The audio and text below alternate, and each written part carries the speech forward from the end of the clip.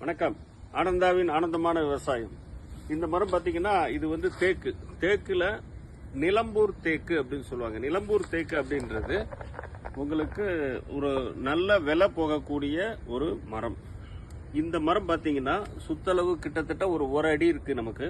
இந்த ஒரு அடி சுத்தளவு உள்ளது பாத்தீங்கன்னா கரெக்டா 3 வருஷத்துல வந்திருக்கு. இது வந்து 15 வருஷத்துல நீங்க ஹார்வெஸ்டுக்கு எடுக்கலாம். இது 15 அடி உயரம் வரைக்கும் சைடு கிளை இல்லாம மெயின்டைன் பண்ணணும். அப்படி மெயின்டைன் பண்ணப்பட்டதுதான் இந்த மரம். இது பாத்தீங்கன்னா நம்ம ஒரு பாக்குத்தோப்புல ஓரத்துல ஃபுல்லா போட்டிருப்போம்.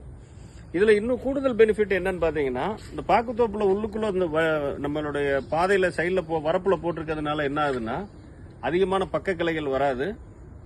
பிளஸ் மிளகு கொடி ஏத்துறதுக்கு நம்ம ஒரு மைக்ரோ கிளைமேட்டை கிரியேட் பண்றதுல தேக்கு மரத்துக்கு ஒரு பெரிய பங்கு உண்டு. ஸோ பாக்கு பிளஸ் இந்த தேக்கு மரம் ரெண்டுலையுமே நம்ம மிளகு கொடி அதிகமாக ஏற்றலாம். வருமானங்களை இரட்டிப்பாக 3 மடங்காக அதிகரிக்கலாம். நன்றி, வணக்கம். எண்டு காடு போட்டு எகத்தால மாடா பண்றீங்க. எனக்கு எண்டே கிடையாதுடா.